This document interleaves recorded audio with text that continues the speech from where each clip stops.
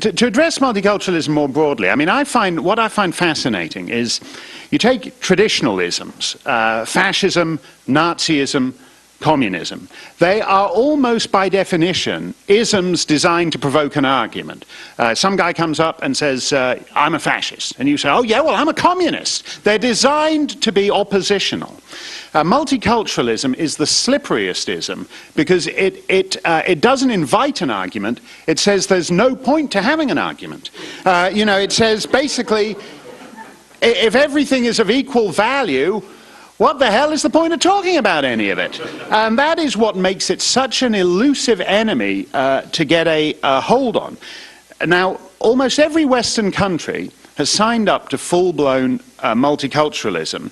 And I say just every Western country because the interesting thing about multiculturalism is it's a unicultural phenomenon. You can't be multicultural in Saudi Arabia. It's impossible. And so if the purpose of your culture is to celebrate multiculture, you're in effect saying that our bedrock belief is that we believe in everything, which is the same thing as saying we believe in nothing. Our core value is that we have no core values. And that is what they teach in schools these days. I think multiculturalism is two things. It's a cult of ignorance. I said we were all, except for this rebel colonist here, we were all children of the British Empire. And I'm old enough to have been taught by old teachers who went back to the days when there was a big map in the classroom and the bits on it that were coloured red to mark the British Empire. It was, that was the ultimate red state, not like the ones here. That was one serious red state. And these guys had spent a couple of years out on obscure islands teaching the natives about Shakespeare and the glories of Rome and all the rest of it. And they were very clear. They were tremendously multicultural in the sense that they knew tons and tons about other cultures. They knew phenomenal things about obscure tribes that nobody else was ever going to hear about. They could speak all kinds of obscure languages that nobody is ever going to speak. And yet, the fact of the matter is they knew all about these other cultures, but they knew which culture was objectively superior to that. Now you don't need to know anything about other cultures. The great thing about multiculturalism is it absolves you of knowing anything. You go to people who believe in multiculturalism and say, what are the principal exports of Nepal? They can't tell you. They can't tell you. You say, what is the capital? I had this a couple of days after September 11th. I went to Dartmouth College. I had to look something up in the library there. And outside the library, there's a demonstration saying, war is never the answer, one of these things. And these guys were standing around. Elites, people mortgage their houses to send their kids to this place.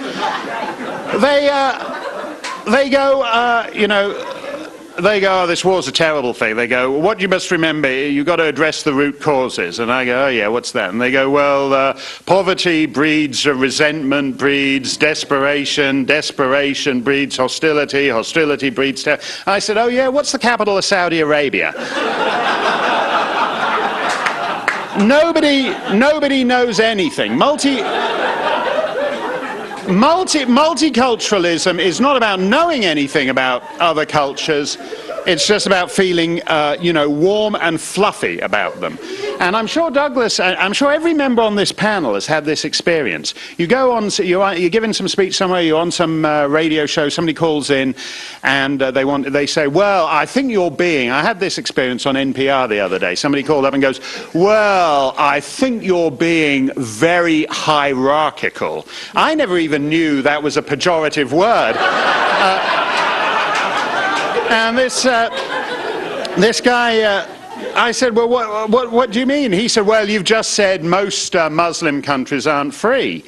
And I said, look, that is a fact. I said, if you take, for example, countries that just have 20% of the population's Muslim, only 3 of them qualify as free.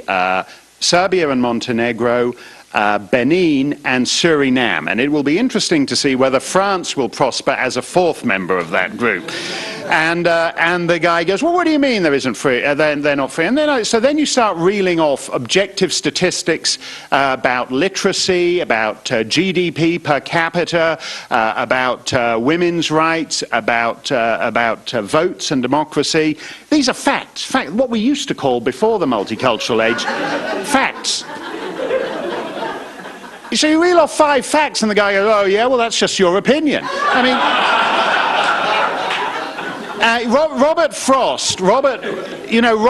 Frost famously said of free verse that it was like playing tennis with the net down, and the trouble with having a you can't discussing cultural relativism with cultural relativists is like playing tennis with some guy who says your ace is just a social construct.